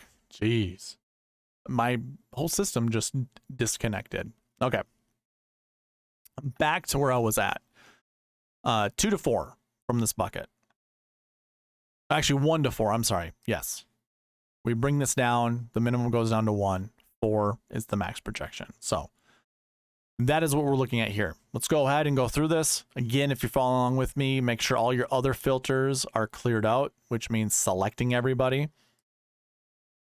And then we get into our last week bucket. We're going to last week ones. So from this bucket, we want 1 to 4. Actually, not so much we want. We're projecting 1 to 4 to be inside the top 10. Meaning you should select somewhere between 1 to 4. But we have 4 10K golfers here. If we think these golfers are going to be inside the top 10, you really only can select 1, maybe 2. That still fulfills the projection. Fulfills, not really the word I'm looking for. Satisfies the projection. But I think there's a pretty good chance that one of these other golfers will find themselves inside the top 10. So I think starting up here and then also adding someone from here, probably a good way to start your lineup builds. Again, 1 to 4 is a projection. You probably want to select just 2 golfers. Looking at the price tags here, maybe 3 max, but that's probably it. Next one is 0 to 2. Tony Finau's at the top of this one. Sam Burns, Tyrrell Hatton, Tommy Fleetwood. There's a lot of good names here. I think capping it at 2 is probably the best way to go, honestly. I don't think I'd play more than 2, and having that 0 to 2 projection is just fine. I think that's fine. The next one is also technically 0 to 2. If I were to show you that on the screen really quickly, 0 to 2. There's 6 golfers in it, and it's 0 to 1 really. Max Homa's in this bucket. Now, I was in the fantasy golf pod last week. I even said this during my strategy video. Max Homa was in some really bad buckets last week. He finished 43rd place. He's also in a bad bucket here. If you like Max Homa, hey, that's okay. You can play him. The projection is 1. It's 0 to 2 technically, but really it's 1. The rest of the golfers that are with him in that bucket, don't pair him up with Max Homa. I would just select one guy from here and move on. Stay away from 2. We don't have to look at last week 4s. We go right into the missed cuts. Remember, this was a 0 to 2 bucket. Technically, yeah, 0 to 2. JT, Corey Connors, Tom Hoagie, Minwoo Lee. Some interesting names. I don't mind going to Justin Thomas, but again, this bucket is projected at 0 to 2. So I probably stay away from anchoring around any of these golfers. That to me includes Justin Thomas. So probably stay away from that. I don't care for Kevin Kisner or Cam Champ. Really, even Danny Willett, I probably wouldn't want to play him either. The rest of them are pretty in play, though. I wouldn't mind playing any of those guys. And then the last bucket is 1 to 4. So last week 6 is not playing last week. Technically 1 to 4. Oh my God, I got to update this. I am so sorry. Our champion from last week. Come on. I got to update my my input sheet for whatever reason. So don't worry about this. My numbers are, I should say, actually, it changes it quite a bit. 2 to 4 is what, it's technically 1 to 4 still for last week ones. This DraftKings page that I have, the only thing that really takes into account is the strength of field points from this column, as well as the strokes gain stats. Having ROM as a 6 instead of a 1 doesn't really change much, but it does now add more strength of field points, and that's what's going to increase this projection. So it was already 1 to 4. Technically, this is 2 to 4. So you'd want to, probably play 2 to 4 golfers from this bucket. We already went over it. You really can't afford, like if we were to look at it again, there are now 5 golfers in that bucket that are that are 10K and above. It's very easy to predict, at least 2 of these guys to be inside the top 10, if not 3 or 4 of them. That would take care of your projection. So starting with one of these guys is the way to go. In my opinion, it's the way to go. Just start here. One of these guys will be inside the top 10 and most likely in the optimal lineup. So go there. And then again, like I said, you fit one of these guys in your lineup, I think that'll be fine. But now that Rom's up here, I think 2 of these 10K golfers are going to be inside the top 10. I'm not sure which one it's going to be, but it's just, unless Rom withdraws, it's too good. It's too good of a bucket and too good of the 10K and above golfers. I can easily see Cantlay being inside the top 10. I can easily see Spieth inside the top 10.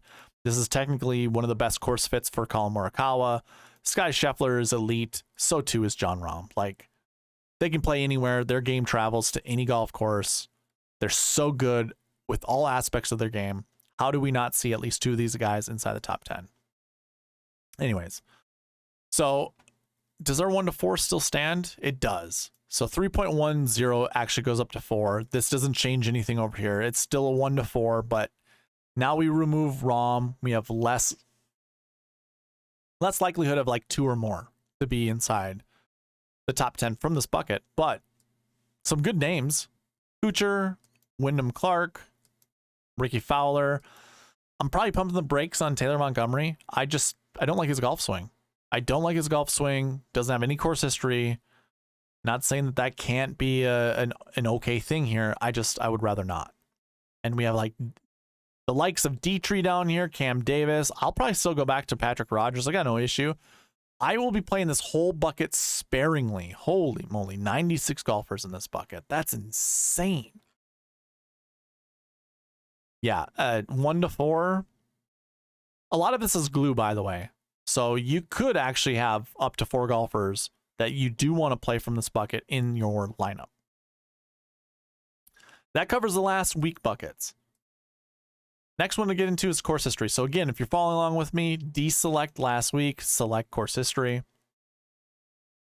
And this basically lets us know, does course history matter at this golf course? So if you have that 0 to 20 average finishing position, you'd be in course history bucket 1. We have 7 golfers in there. We normally see around 8. High success rate. The projection is 0 to 2. That still applies even with the conservative projections. The next one, that 20 to 40 range, that's still pretty good course history. That's averaging 20th to 40th place at this event. That most likely also includes having a top 10 finish and maybe a missed cut, or top 10 in a 60th to 80th place. So you find yourself inside that 20 to 40 range. Maybe you have a string of top 20s at this event with, 1 missed cut. That probably gets you in this range as well.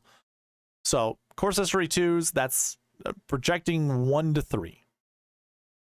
And that stays pretty common throughout all the numbers. We see 21 usually per year, and we have 21 this year. Over 25% of strength of field points go there. Pretty high success rate. Obviously a high frequency rate. That means every single year, at least one golfer from this bucket has been inside the top 10. So keep that in mind.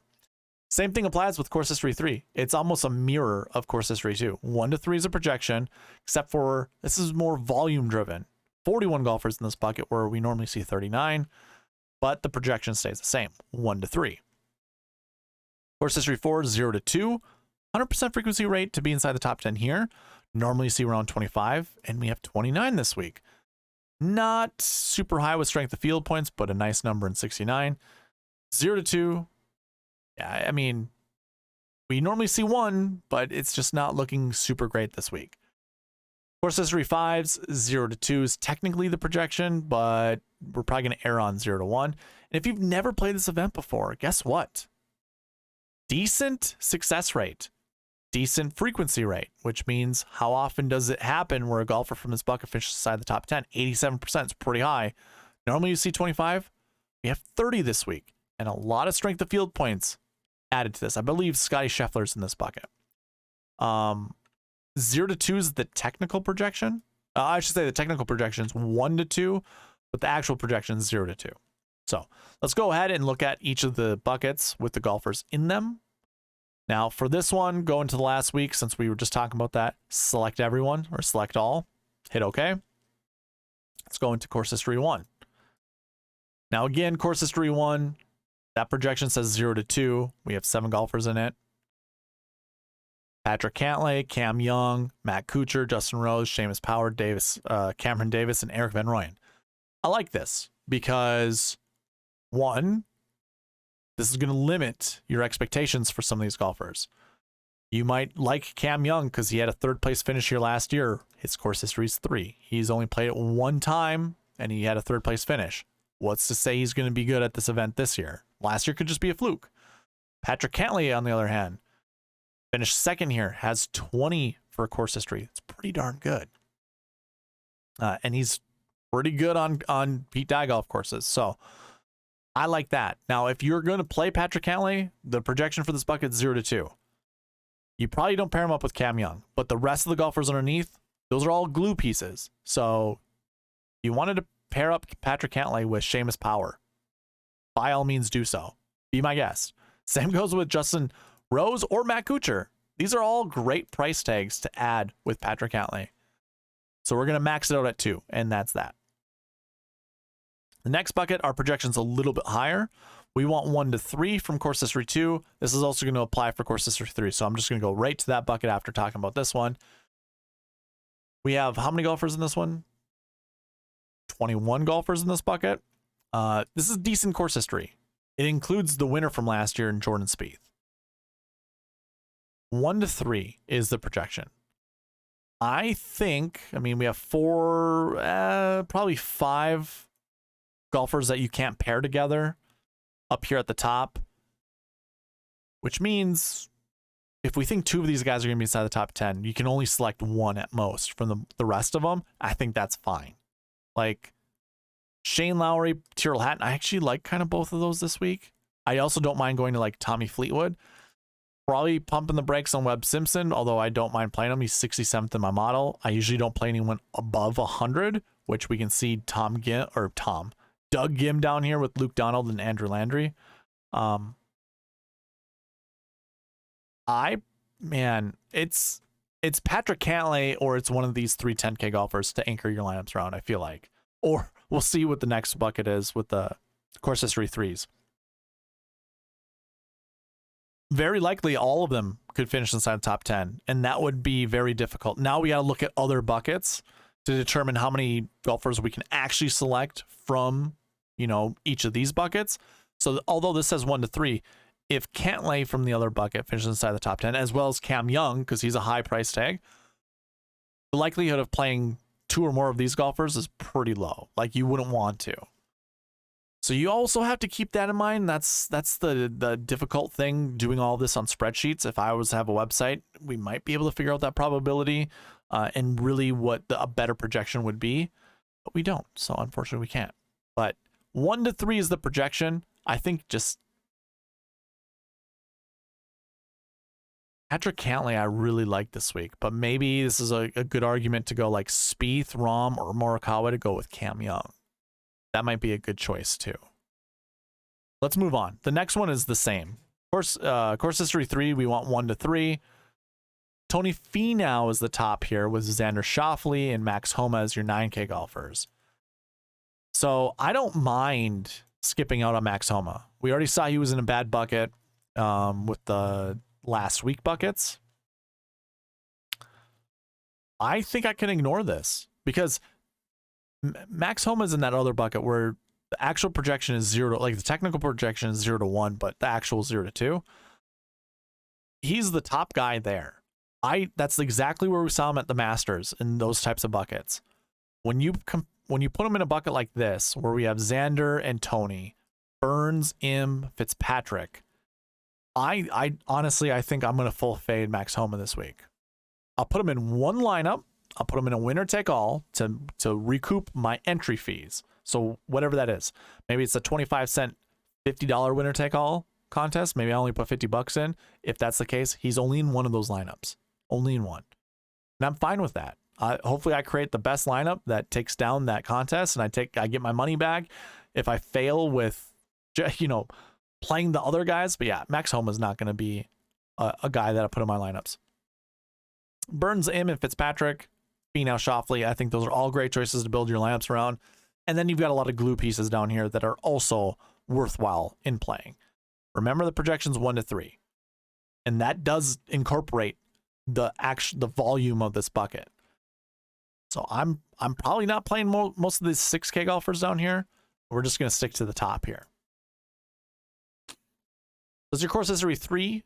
We're going to go into course history 4, 0 to 2, and actually it's going to be 0 to 2 for the rest of the buckets.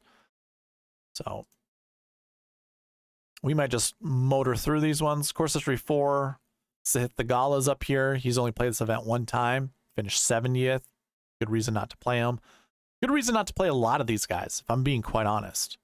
I don't mind ignoring most of these golfers and playing them sparingly. Maybe putting their max exposure, like ownership levels, to like 7-8% and just leaving it at that. I have nothing to say about this, but not enough names in here for me to talk about and not enough good names. So moving on, again, the next projection is also 0 to 2. More good names here. I will also probably put my exposures to like 7 or 8% from this bucket. And then course history 6s. These are golfers who've never played this event. Scotty Scheffler, Tom Kim, Taylor Montgomery, Minwoo Lee, Adam Scott. I'm sure Adam Scott has played this before, but my data goes back to 2013, so I don't have it. I don't know what he would have scored. He might have played it, so if you can go back and look, maybe that'll be beneficial to you. But we have Thomas Dietrich, Sam Stevens, Justin Suh, Ben Griffin, Taylor Pendrith. These names, all really good names. And I could even go down the list even more. Akshay, Brandon Wu. I like Brandon Wu. Hayden Buckley. I don't mind that. Probably stay away from Nick Hardy. Lee Hodges I like at this event. I don't mind going to Ben Taylor. He's probably going to show up in my optimizer once again because, you know, he had so many good performances early in the year that's been wreaking havoc on my rankings. I don't mind Justin Lauer, Austin Smotherman. Those are all good names as well. I also don't mind Carson Young down here. Anyways, so 0 to 2 is this projection as well, which is kind of amazing. Amazing as in kind of. I'm sorry, 0 to 2. Yeah, course history 6s. I don't know what to do with this. I mean, yeah, 0 to 2 is a consistent projection to be inside the top 10. So does that mean we fade Scotty Scheffler? Or is it we have to play Scotty Scheffler because the rest of these guys, I can't do that. I think Scotty's going to be another guy that I full fade because it's just going to help me build lineups to the bucket system. I would rather play these guys down here. Like I would take these guys over Scotty Scheffler. If that was, imagine those were bets that you can make, like follow the bucket system. From this bucket system or from this bucket, would you play the field versus Scotty Scheffler? What odds would those be? Anyways, moving on. So we just talked about all the course history buckets. Let's move into the recent form buckets. And we're going to go through all the projections and then go into each of the buckets afterwards. Recent form ones, 0 to 2. So this is golfers that have the best recent form that you possibly can have. 0 to 20 or 1 to 20. So if their average finishing position is between 1 to 20 over the last 7 weeks, they fall in this bucket. We have 8 of those golfers this week. Normally we see about 5. Pretty high success rate. 0 to 2 is the projection. Recent form 2 is that next level, that 20th to 40th average finishing position over the last 7 weeks, 2 to 4. That's actually, using the conservative projection, this rounds up to 3, meaning the minimum drops down to 1. So I'm really looking at 1 to 4 from recent form 2s. That also applies for recent form 3s, 1 to 4. Recent form 4s, 0 to 2. Again, I'm looking at these columns here. We round down with this number and we round up with this number. So 0 to 2. I also take a look at the number over here under this column just to see, because this incorporates my sweet spot scores. So it also does kind of a rank system based off of that. And then it calculates a projection using those sweet spot scores. Still 1.47. That's still under 2. So 0 to 2 there. 0 to 2 for the other ones. So let's go ahead and talk about each of these buckets. Recent form ones. Again, if you're following along with me on the cheat sheet that you can find in the description of this video, select everybody from the course history bucket since we were just filtering those guys out. So we can incorporate everybody. And then we're going to filter out everybody, clearing this one, this filter, and then selecting recent form ones. 0 to 2 is our projection. We have some pretty good golfers. Scheffler, Spieth, Cantlay, Victor Hovland, and then glue pieces in Clark, Fowler, Suh, and Griffin. I wouldn't play Griffin. But the rest of these guys, decisions. 0 to 2, remember, that is the projection. So this makes it kind of puts the onus on selecting Scotty Scheffler, Jordan Spieth, or Patrick Cantlay. I think those are the 3 golfers we continue to see in a lot of these buckets that have more than one 10K golfer and that have pretty high projections. One of those golfers I think you want to build your lineups around. 0 to 2, remember, is the projection, and it could be 2 of these guys up here. So maybe you don't even strike out by selecting one of these guys, because chances are one of them still finishes inside the top, or both, maybe 2 out of the 3 finish inside the top 10. So keep that in mind. Remember, the next 2 buckets are 1 to 4. We want 1 to 4 golfers from each of these buckets. So recent form 2 and recent form 3, we want 1 to 4. In recent form 2 buckets, your top guy is Colin Morikawa, then it's Cam Young.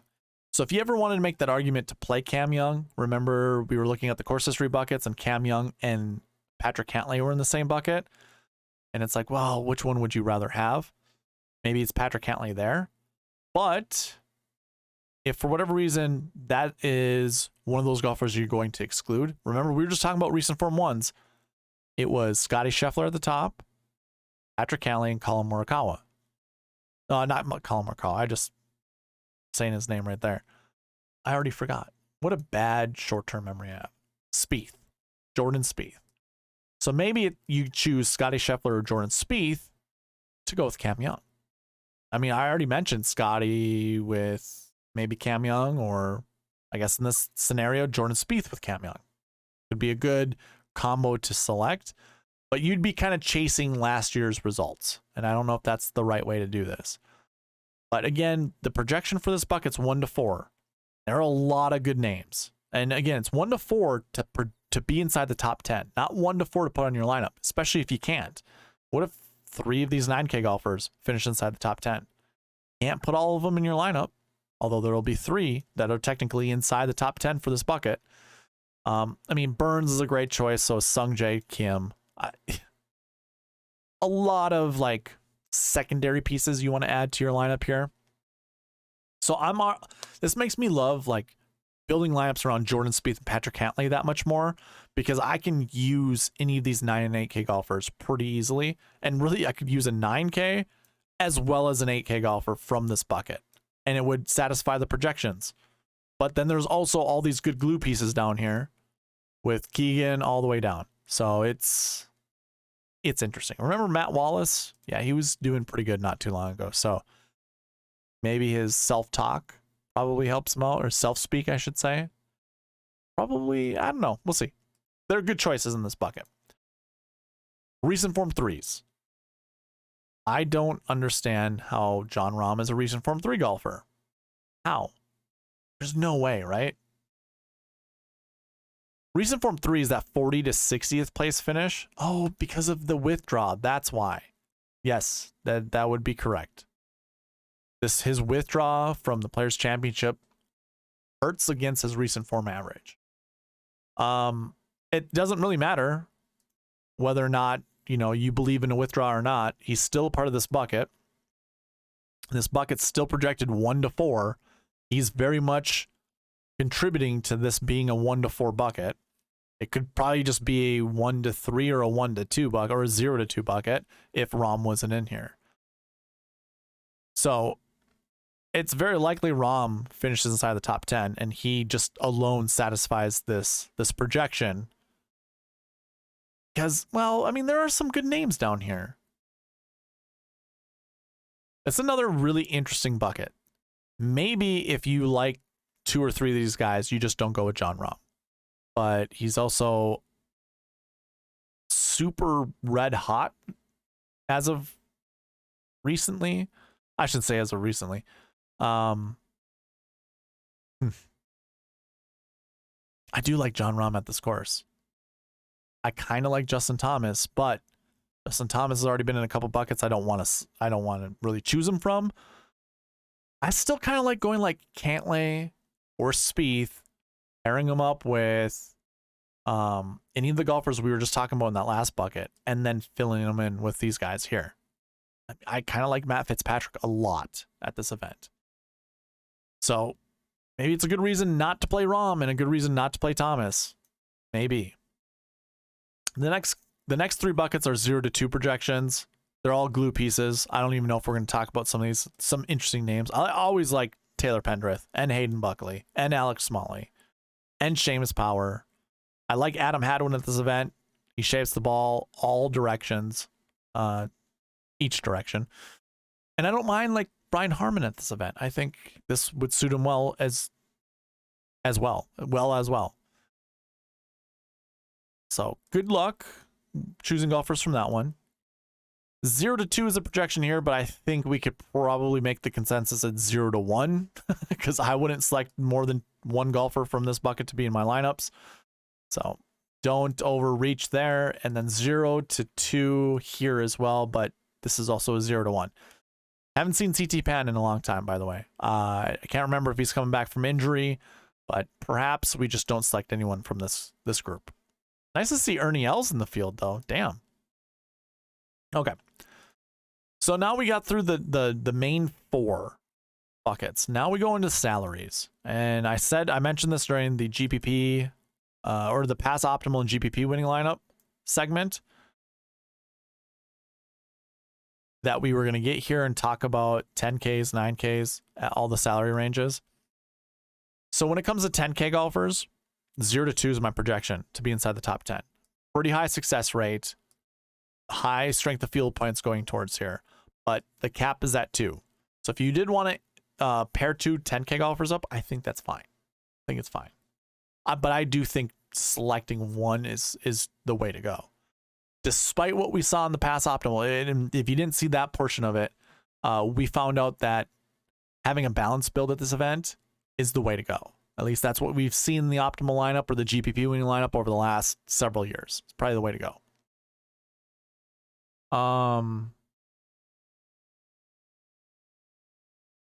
Okay. Just wanted to double check something there. Our 9K range, 0 to 2 is a projection there as well. We have 5 golfers where we normally see 6. Very high success rate. So 9K does pretty well here. 100% frequency rate of being inside the top 10. 100% frequency rate of being the optimal lineup. Now, I don't mind starting 10-9. Remember, I always advocate for the 10-9-8-7-7-6 method when you build your lineups. But this is just kind of proving more that going balanced might be the way to go. 0 to 2 9Ks. So don't play more than 2 9K golfers in your lineup. 0 to 2 8Ks. Again, 100% frequency rate of being inside the top 10. At least one golfer from this bucket every single year finishes inside the top 10. We normally see around 10. We have 9 this week. Not terrible. Pretty decent strength of field points. That's really the only other telling stat to provide. But 0 to 2. So we have 0 to 2 for the 10, the 9, and the 8K range. When we get to the 7s, pretty high. 36% of our strength of field points go towards this bucket, by the way. 2 to 4 is a projection. But when we incorporate this conservative projection over here, this drops it down, the minimum down to 1, since the max technically is 3. So really it's 1 to 4. 1 to 4, 7K golfers in your lineup, or not so much in your lineup, but to be projected inside the top 10, which means you can put up to 4 golfers from the 7K range in your lineup and be pretty comfortable, pretty confident that you're going to do okay, as long as you select the right 7K golfers. And then the 6K range, I divide that into 2 different tiers. One is the 6.5K and above, so $6,500 and above, and then it's $6,400 and below, so below $6,500. 40 golfers in each of those buckets. We normally see around that every single year. That high 6K range, we see at least one inside the top 10 every single year. But guess what? We don't see one every single year in the optimal lineup. That would be the one year where we had 3 7K golfers in the optimal. Should have been. Maybe not. Was it 2 7K golfers? 2 9s, 2 8s, 2 7s? Yeah, that's probably what it was. I think you can be comfortable playing a 6K golfer. Maybe not a lower 6K golfer, but an upper 6K golfer. I think it's just fine. The projections for each of these buckets are 0 to 2 as well. So keep that in mind. Now, when we talk about strokes gain buckets, if you have no idea how I go about strokes gain, I highly encourage you guys to go check out the video in the description that says the bucket system, where I explain what these buckets refer to.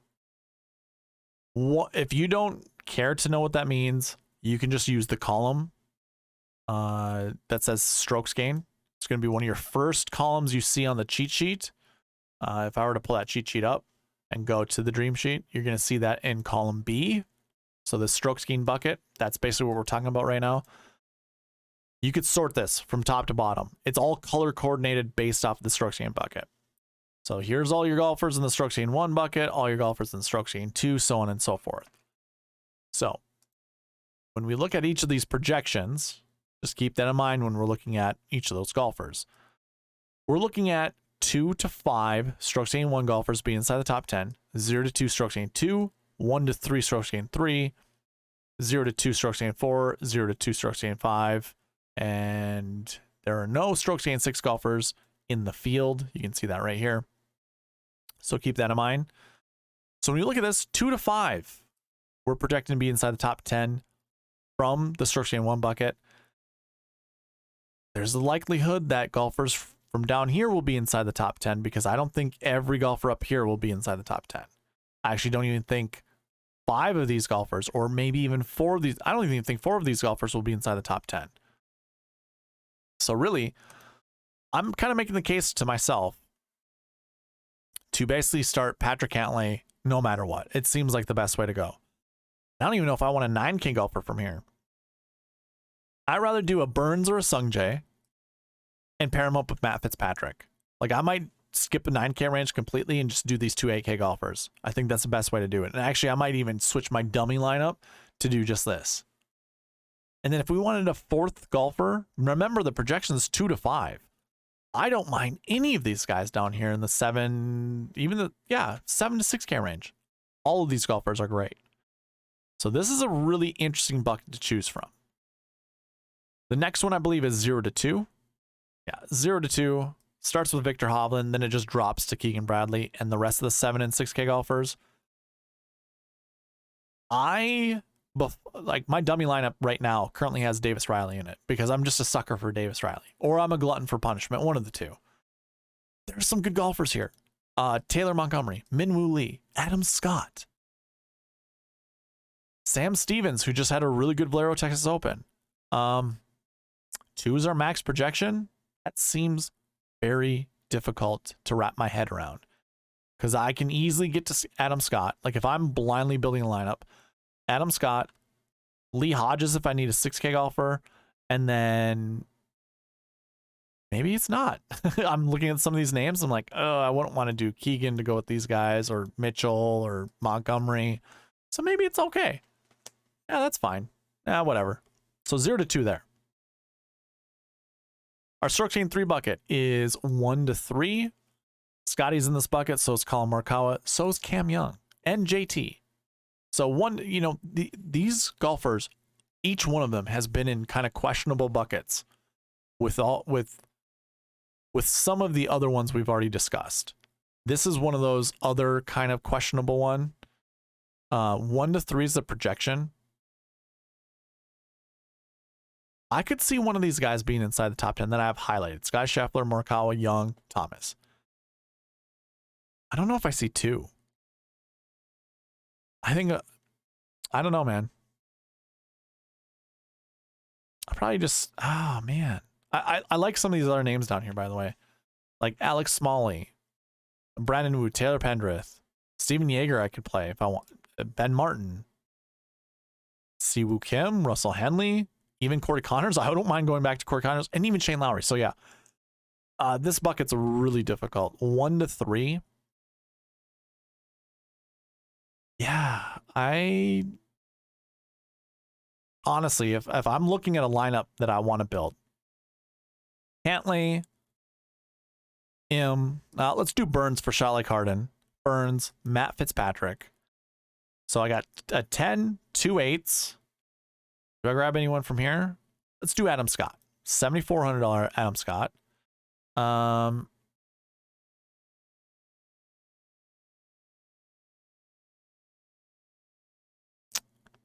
going to do Alex Smalley at 67, so I got my 6K golfer kind of covered. And why not go to Corey Connors? I'm going to pepper the 8K range just for Chad. So if I were to come down to this bucket, maybe I have enough for like Matt Kuchar. Let's see what this price tag is.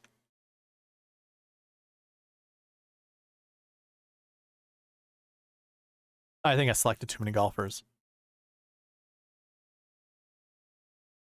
Yeah, I selected too many golfers. Let's see here. Which one do I want to drop? If I drop Smalley, does this work? Nope, I'm over. So this would be 49,200. I don't like that. I have 42,500 left, so $7,500 and less would be the way to go. I don't know if I can do that. Maybe I do Alex Smalley. Come down here. Actually, who's my AK golfer I wanted to play? Shane Lowry. Maybe I go Shane Lowry instead of Adam Scott. Maybe I don't play a stroke chain 2 golfer. Nah, it's over the price. Anyways, we'll let the optimizer do these lineups tomorrow. But yeah, I'm kind of really liking starting Cantlay with one of these 8K golfers, maybe not both, since it doesn't appear to like that, and going from there. Stroke chain 4, by the way, Matt Kuchar's obviously one of the better names to select. Same with Justin Rose. Like, a lot of these names: Kuchar, Rose, Fowler, Hoagie, Seamus Power, Matt Wallace, Harris English, even Maverick McNeely. I could get on Maverick McNeely this week, but remember that projection is also 0 to 2. So you wouldn't want to go more than 2 golfers from that bucket. And then our last one is 0 to 2 as well, but probably just 1 at most from this bucket. So that wraps up the bucket system. I knew this video was going to be a little bit longer than usual.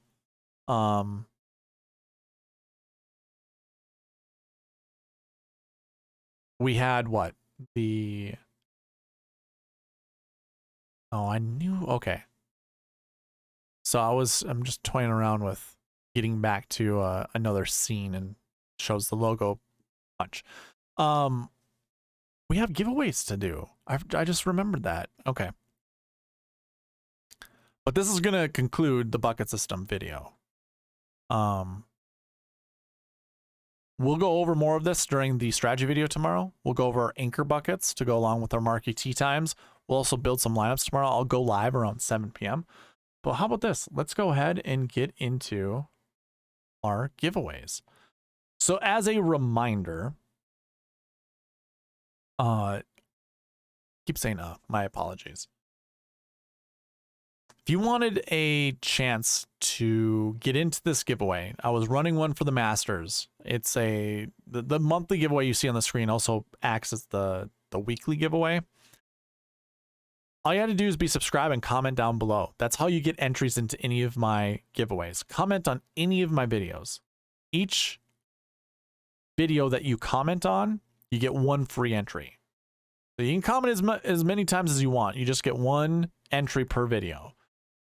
But that obviously goes into a giveaway, and it just increases your chances the more that you enter. Since we didn't get to 550 subscribers during Masters Week, which was kind of a long shot as it is, we're going to give away $50 or $5. Sorry, we're going to give away $5. Now, these entries will go towards the monthly giveaway that you see on the screen, which is $50. So, if you're interested in that, again, just remember, I reward people who participate on the channel. So we're going to go ahead and do a giveaway for $5. I had a total of 59 participants during the Masters tournament. So all of the videos, you can see what the YouTube video is here, the tournaments, the Masters. This goes all the way even down to the Valero Texas Open DFS review video, because I did this during the Masters tournament. It's always included. The review is always included in the next week's preview. This also gets added to the monthly subscriber giveaway, so I can already show you that all of those entries have been entered here. So let's go ahead and run our weekly winner. Good night 95. I think it's the first time you've ever won. So I will be giving you away $5. Good luck. I mean, you participated during the live chat, and that's how you got this. You can see that right here. Live chat, you only had 1 entry. 1 out of 59. Someone do the math on that. Your odds technically were 1 out of 59. So pretty darn good, man. Email me right there, sweetspotdfs@gmail.com, or you can DM me in Twitter. Let me know how to get you that $5. I'll do Google Pay, PayPal, Venmo. You let me know. But you are the winner of the $5 giveaway this week. Congratulations. So again, all of these entries will be put towards the monthly giveaway, but we also have more weeks until this month actually ends. So don't feel like you can't continue, you can't participate, you can't start participating.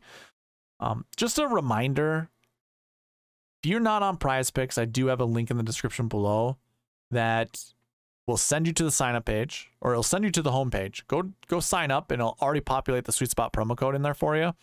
Sign up and put some money in your account. I'm going to give you $20 just for doing that. Prize Picks will match your deposit up to $100. So whatever you put in there, they'll double it. And you're going to get $20 back for me. So again, there's a link in the description for that. That's all I have for giveaways. So I'm going to bid you guys adieu. Thank you for watching. Please leave a like, comment, subscribe, all that good stuff. And I'll see you in the next one. All right, bye.